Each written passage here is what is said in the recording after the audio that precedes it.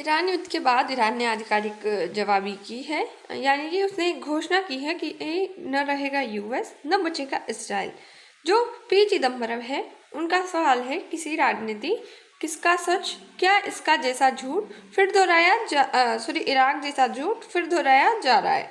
Iran America Israel तनाव, क्या इतिहास दोहराया जा रहा है। मध्य पूर्व में बढ़ता संकट और 2003 का इराक युद्ध से तुलना, यानी कि जो पश्चिमी एशिया है उसमें तनाव बढ़ रहा है। ईरान ने लंबी लड़ाई की तैयारी का संकेत दिया है। आईआरजीसी ने नए हथियारों की चेतावनी दी है और अमेरिका और इजरायल के साथ संघर्ष की आशंका है।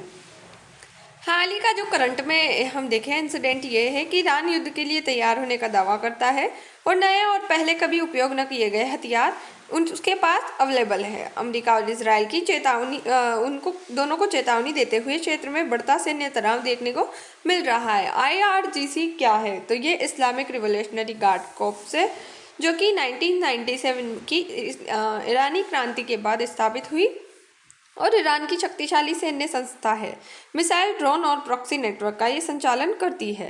6 महीने युद्ध लड़ने का दावा है, यानी कि आईआरजीसी के अकॉर्डिंग ईरान कम से कम 6 महीने तीव्र युद्ध लड़ सकता है और नए उन्नत हथियार अभी इस्तेमाल नहीं किए गए हैं। अमेरिका और इजरायल को कड़ी चेतावनी दी गई है। क्या ईरान सच में इतना टिक सकता है, तो ताकत देखें तो मिसाइल और ड्रोन भंडार इसके पास अवेलेबल है। प्रॉक्सी नेटवर्क से असममित युद्ध रणनीतियां हैं और कमजोरी जैसे कि आर्थिक प्रतिबंध, महंगाई, कमजोरी अर्थव्यवस्था, ये सब कमजोर अर्थव्यवस्था, ये सब हमें देखने को मिलेगी।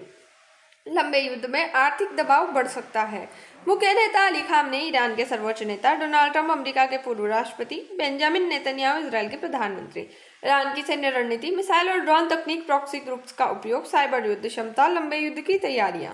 पी चिदम्बरम का सवाल है, क्या ईरान के परमाणु खतरों को बढ़ा चढ़ाकर दिखाया जा रहा है। क्या 2003 के इराक युद्ध जैसी रणनीति दोहराई जा रही है। इराक युद्ध 2003 क्या था, तो अमेरिका ने इराक पर हमला किया जिसमें WMD सामूहिक विनाश के हथियार का दावा किया गया था। बाद में ये दावा गलत साबित हुआ। संभावित वैश्विक प्रभाव, तेल की कीमतों में वृद्धि होगी, वैश्विक अर्थव्यवस्था पर असर आएगा, पश्चिम एशिया में अस्थिरता होगी और अंतर्राष्ट्रीय तनाव देखने को मिलेगा। भारत पर प्रभाव, तेल आयात महंगा हो सकता है, प्रवासी भारतीयों की सुरक्षा की चिंता है, कूटनीतिक संतुलन की चुनौतियां देखने को मिलेगी। निष्कर्ष, पश्चिम एशिया में तनाव गंभीर हो सकता है। इतिहास से सीख जरूरी लेनी चाहिए। कूटनीति और संवाद ही समाधान है। जय हिंद, जय भारत। Thanks for watch.